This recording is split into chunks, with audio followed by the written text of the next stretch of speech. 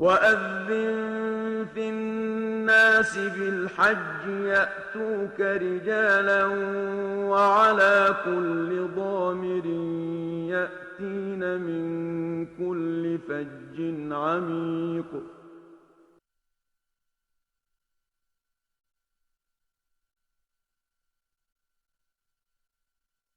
لبيك اللهم لبيك لبيك لا شريك لك لبيك إن الحمد والنعمة لك الملك لا شريك لك لبيك اللهم لبيك. يا مكة يا مكة ما أبهى لقيانا لبينا والسعد وفانا والسعد وفانا.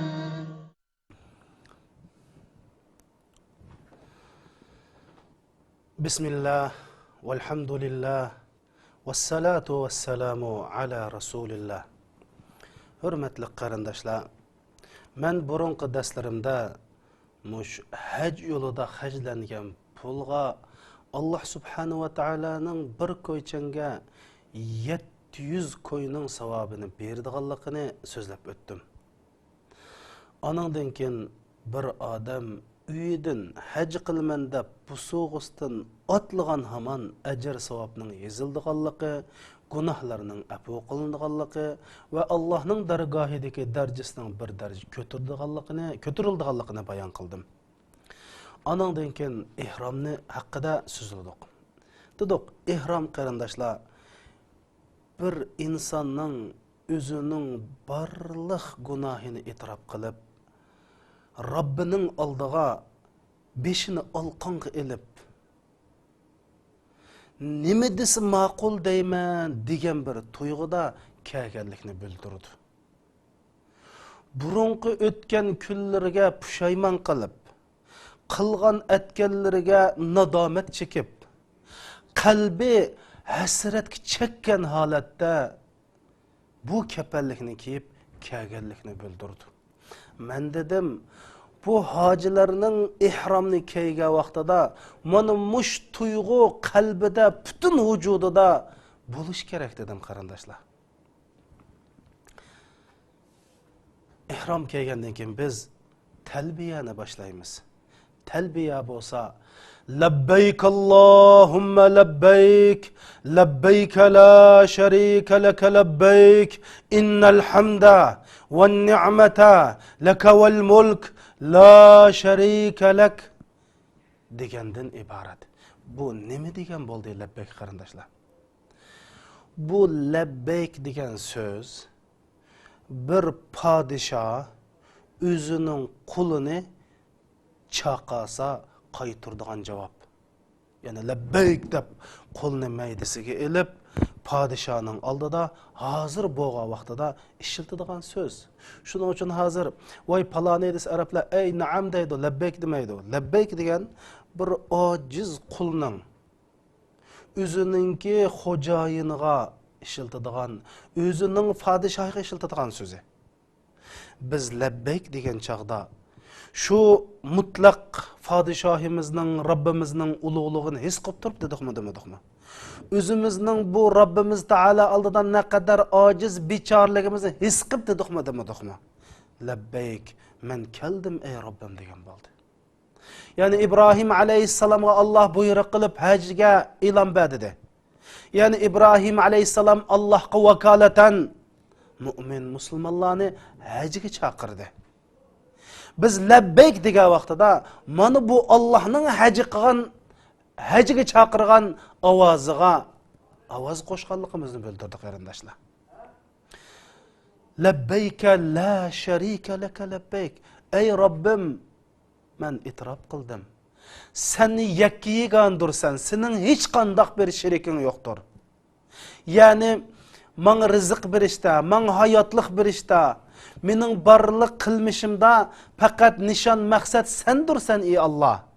Men bu hayotimda faqat sening rizolig'ing uchun yashayman. Men bir ishni yoki qilay, yoki qilmay, yoki o'g'il o'lay yoki qiz agbiray, hamma ishda sening rizolig'ingni izlayman. Bu sening rizolig'ingga hech qanday bir narsani shirik qilmayman, tan qilmayman. Mening hayotimdagi tub g'oya nishonsan. Mening hayotimdagi markaziy nishonsan. Men voy do'st dushman nimada, paloni hukumat nimada degan hisobni qilmayman. Butun hayotimda faqat sening rozi bo'lish, rozi bo'lmasligingdan iborat bu o'lchamni qibla nomi qilib yashayman. Ya'ni sheriksizdirsan. Ya'ni sallam mening ko'zim seni ko'radi. Men har qanday ishda sening hisobini qilaman. Ikkinchi bir insonning hisobini qilmayman. Har qanday ish qilsam, ey Alloh, mush ishni qilsam sen rozi bo'lamsa, bo'lmamsa degan o'lchamni qo'yman. Mening hayotimdagi o'lcham mush shu. Ya'ni sen hech qanday shirik keltirmayman degan bo'ldi. La sharika lak, labbayk Allohumma labbayk. Innal hamda. Barliq madhilar, maqtashlar, sanolar, yani qalbimizning cho'nqur yerdan chiqqan rahmatlar, ta'riflar sanadır ey Rabbim. Va ni'mata, yani men bahraman bo'layotgan ne'matlar, mayli yemeklik bo'lsin, mayli kiyim bo'lsin, mayli sog'lomlik bo'lsin, mayli xotirjamlik bo'lsin, mayli havo bo'lsin, mayli suv bo'lsin, men erishayotgan, meni mush kunda yashayotgan barliq ne'mat seningdir ey Alloh. Qarindoshlar, mana bu e'tirof qilish. Allah Celle Celaluhu'nun aldıda zadi çin kalbimizden rahmet etiş, suyunuş, razı buluş, medhileş sanıdır ey Allah dedik. Mana bu gibimizden yaşamamız gerek. Mana bu tevhidnin en yukarı pellesi qarindoshlar. Bütün maqtashning, cho'qinishning, iltijo qilishning Allohga xos ekanligini e'tirof qildik. Innal hamda va ni'mata, ne'mat degan biz mushunda yashayotgan, bizga mushunda jismni, mush aqlni, mush chiroyni, mush yemaklikni, mush yer sharidagi butun olamdagi koinotlarni bizga musaxxar qilib berganligining hammasi Allohning ne'matidan bo'ldi deganlik bo'ldi. Mening bu o'rinda o'ltirishim, mening buni yeyishim paloni hukumatning, paloni shaxsninki ishi bilan bo'lmadi.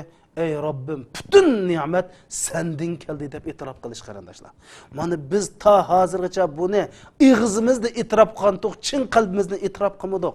Chunki ne'matni Allohning ekanligiga e'tirof qilsak, biz bu ne'matning shukronasini Allohga etsak bo'ldi. Ne'matning shukronasi qanday bo'ldi? Shu Alloh bergan ne'matning o'zidan. Pul bas puldan, ilim bas ilimdan, aql bas aqldan, huquq bas huquqdan, şunun bilan javob qaytarish. Ash ne'matning turidan javob qaytarish qarindoshlar.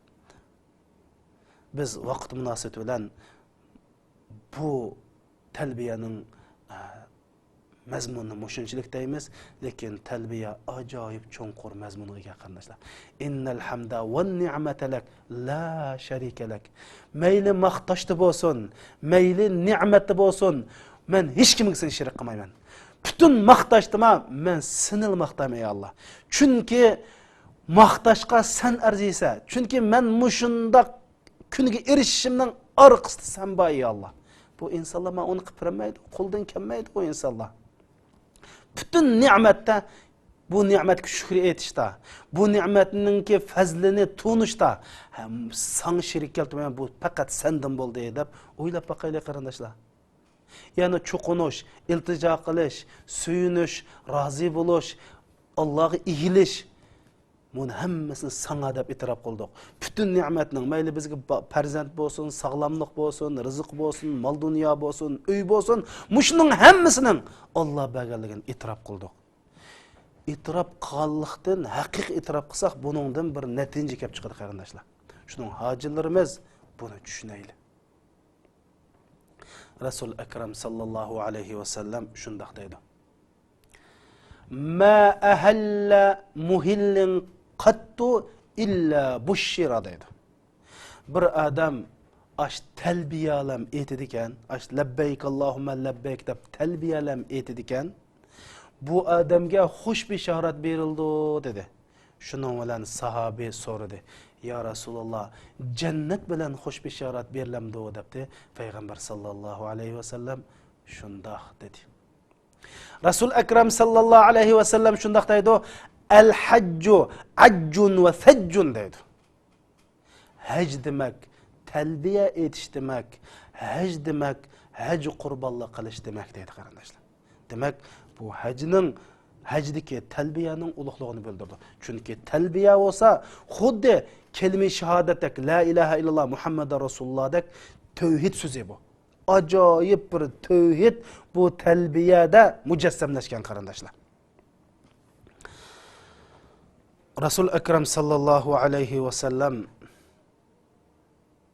bütün hac jarayonida mayli bir döngü çıksın, mayli bir oymanga çıksın, mayli tögü minsin, mayli tögüdün çıksın, davamlıq tekbir etadi. Tekbir etiş bilan birga biz nima davatqanligimizni bilishimiz kerak.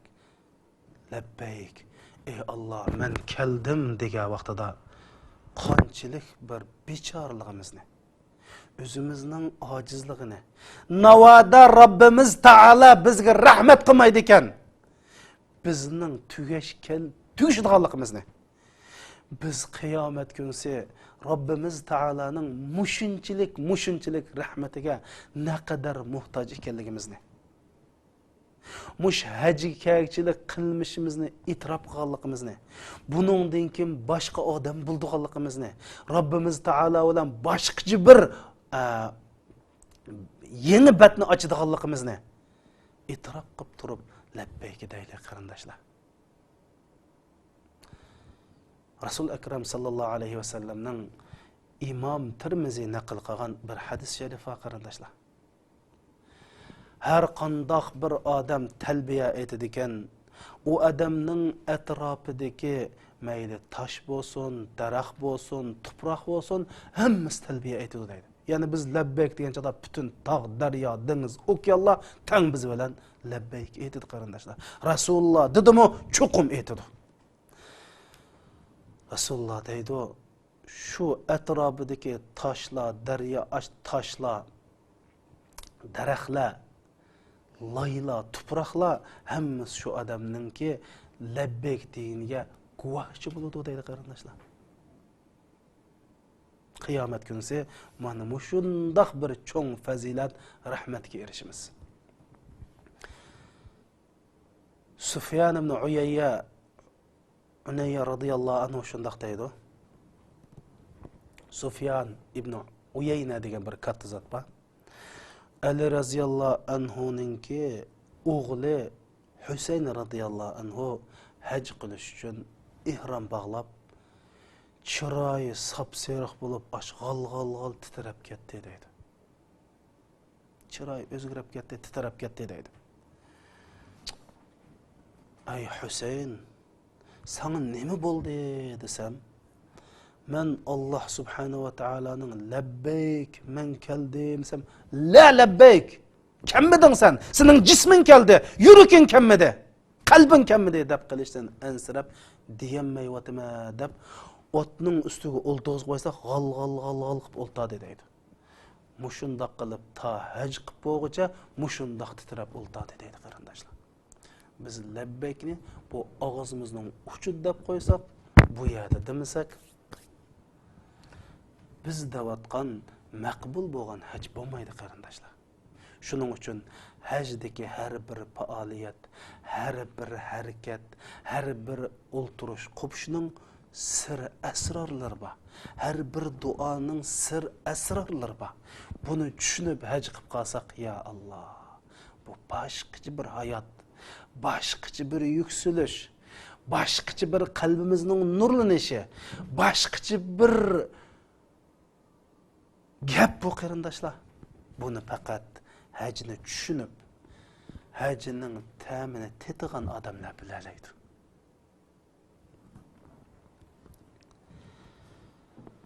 Mushu Umar raziyallohu anhu'ninki bir qozisi bo'lgan. İsmi Qozi Shurah deb qo'ydi. Mush adam ihrom bog'lab, mush haj qilish jarayonida deydi, bir eg'iz ortiqga qilmaydi deydi. Jimjit tövbe istig'for bilan, yig'lash bilan, Allohga zarlanish bilan, iltijo qilish bilan, qo'lni osmonga ko'tarish bilan, yerda tizinib o'ltirish bilan mana mushundaq haj qiladi, haj tuguchi deydi qarindoshlar. Shuning uchun men haj qilish jarayonida nurg'un qarindoshlarimizning jutlarda 3 qatim, 2 qatim tamoq yesa, hajda 5-6 qatim tamoq yeb o'ltirgan. Yutning paranglarini sep o'ltirgan jinim qarindoshlarim. Bu haj bo'lsa Allohning kunlarining ichidagi eng ulug' kun. Haj qilayotgan joylar bo'lsa Allohning dargohida eng ulug' muqaddas joylar. Şu minutlar bo'lsa Allohning dargohidagi eng qimmatli minutlar. Faqat qo'ldan berishga bo'lmaydi. Haj bo'lsa bizga nisbatan yangi bir hayotlikning boshlanishi. Bu hayotlikni siz qanday boshlamoqchi qarindishim? Bunga diqqat qilishingiz kerak. Xo'sh, biz ihrom bog'ladik, talbiya etdik.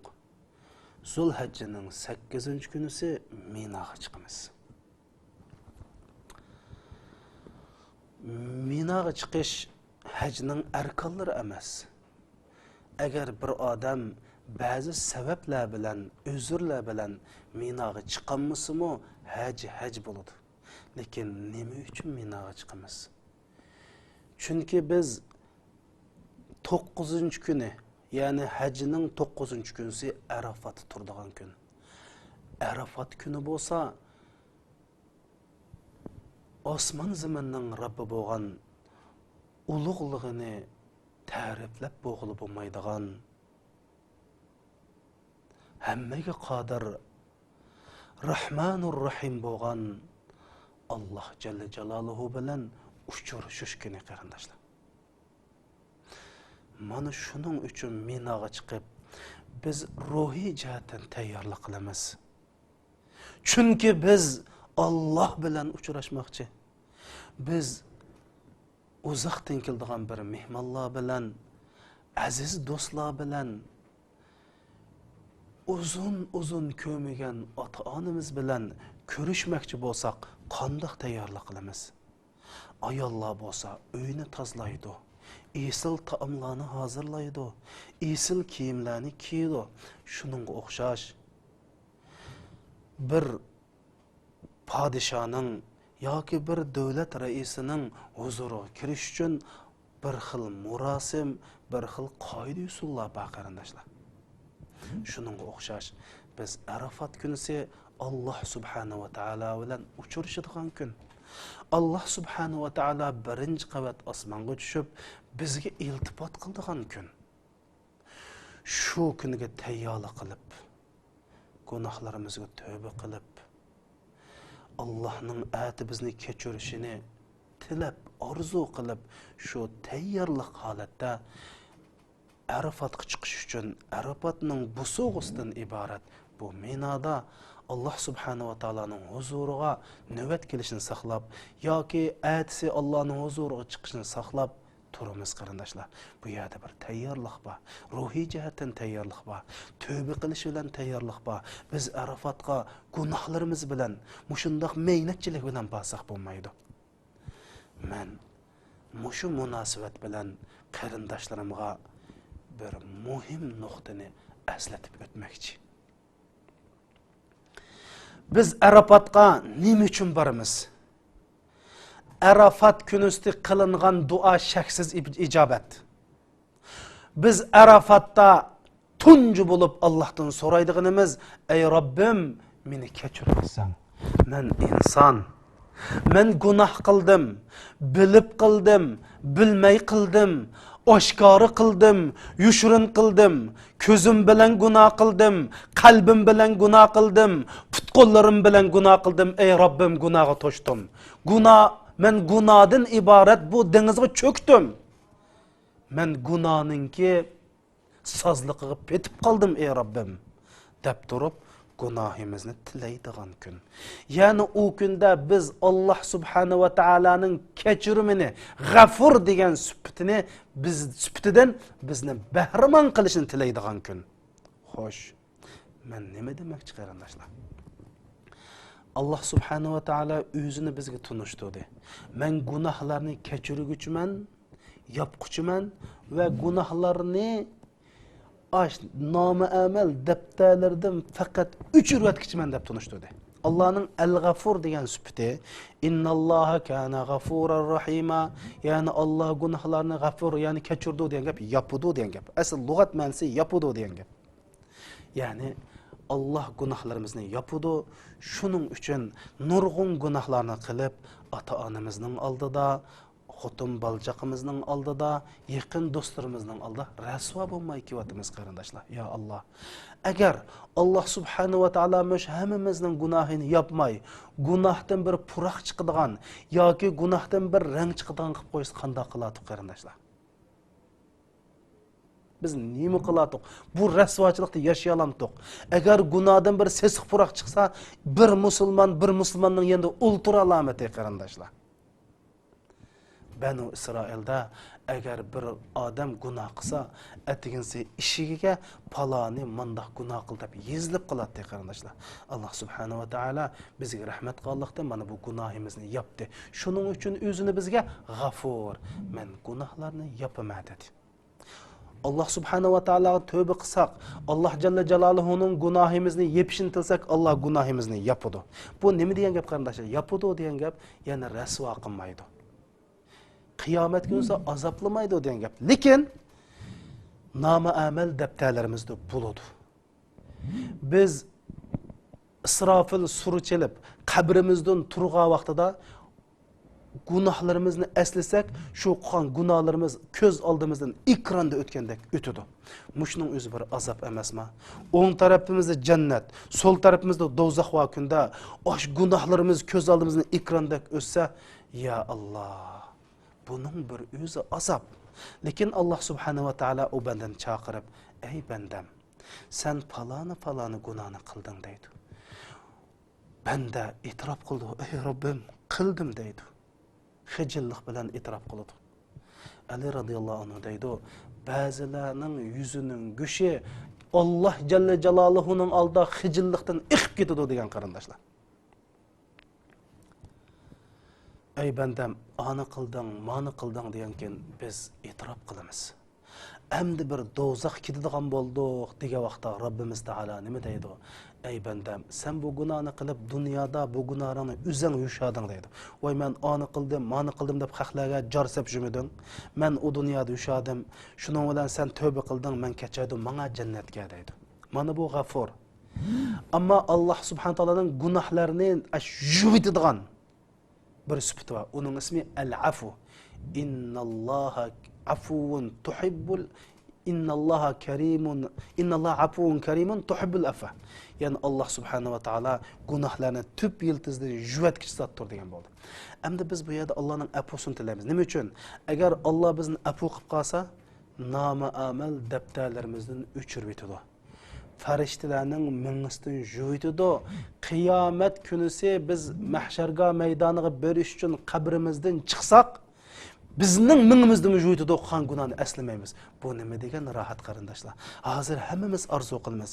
Ash o'tkazgan gunoh ma'siyatni bir eslamasak, shuni bir unutilib ketsak, chunki gunoh ma'siyatni eslasak, bizni azoblaydi. Bizni qo'rqitadi qarindoshlar. Bu shuni unutib ketsak, chunki inson hayotida o'tgan yomon kunlarni, nachar kunlarni, bir ko'ngilsiz ishlarni unutib ketishni orzu qilgandek, biz gunohlarimizni unutib ketishni orzu qilamiz. Shunga o'xshash qiyomat kuni bizni Alloh kechirib olsa, bu gunohni farishtalarga unutildirdi. Nomi amal daftarimizni juvatdi. Qiyomat kunisi Alloh yuzimizga sanma hechimish bo'lmagandek jannatga kirgizadi. Xo'sh, nima demoqchi degan vaqtda biz shu Arafatga chiqqan vaqtida Allah subhanahu wa ta'alaning gunohimizni tegidan juvitishini, afu qilishini tilaymiz. Endi biz Allohning afusiga erishmoqchi bo'lsak, Alloh afuchan kishilarni yaxshi ko'radi. Allohumma innaka afuvun karim. Ey Robbim, sen afuchan, karamlik zotdirsan. Tuhibbul afwa. Ma Oysha onamizning so'zi. Ya'ni Oysha onamiz Rasulullohdan so'radi. Ya Rasululloh, mush Ramazonda shu Laylatul Qadr, ya'ni Shivil Qadr kechasi o'tsa, Şeýle kadar keç samiz bilmez Ramazanda dua ijabat alan gün. Şu çaq nima deyman dese Rasulullah öktüp koygan dua ma bu. Siz İnnallaha afuvun kerimun tuhibbul affa fa'fu anna da'an.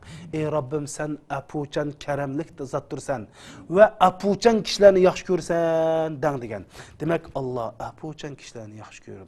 Şunun üçün muş Mina'da birinci günsi yani hacның 8. günsi Mina'da oltuğa vaqtida men sizlardan ötünüp qalay. Çin qalbinglardan Allah qulağını götürüp ey Rabbim Maň aziyet bergen bütün musulmanlarni keçirip etdim dağına qarindaşlar. Hem haqiqiy keçirip etdiňlar. Sizning keýlangdan gep tapqan, sizning keýlangdan pişni pasat tugdugan, sizning oilangning keýinden pişni pasat tugdugan. Her qandaq zady men la ilaha illallah Muhammadar Rasulullah degan adamni afu qilib etdim ey Rabbim.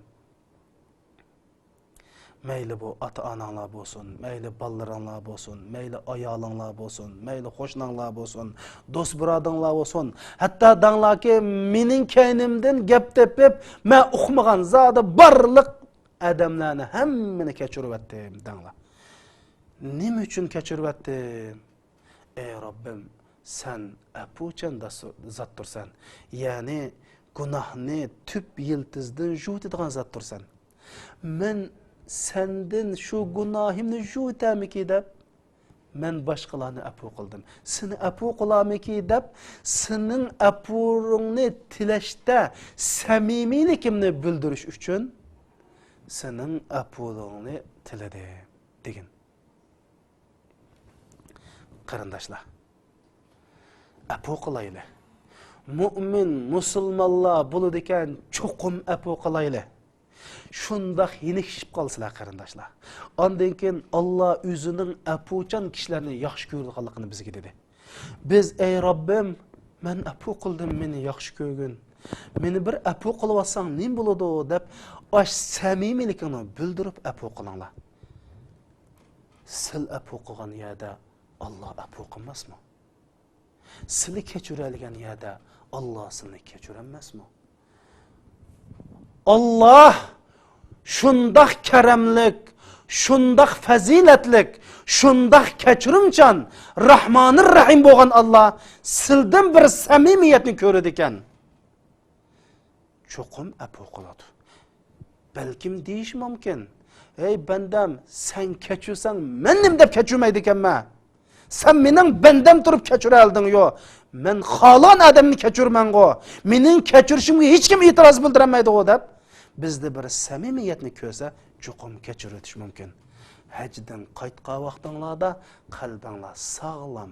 Hiç qandaq bir mümin musulmonlarga ko'ra hasad, öşmellik, düşmellik, körenmeslik muşundaq bir illetlerden xoli, pokiz qalb bolsun qarindoshlar. Mana bu qalblar bilan arfatga chiqayli. İnşallah keyingi dersimizde Arafat hakkında sözleyimiz. Görüşkiç aman bulunlar. Dualınlarda mendek bir biçareni eslep koyunlar. Esselamu aleykum ve rahmetullahi ve berekatuhu. Allah, Allahu Allah, Allahu Allah, Allahu Allah, Allahu Allah, Allahu Allah, Allahu Allah, Allah.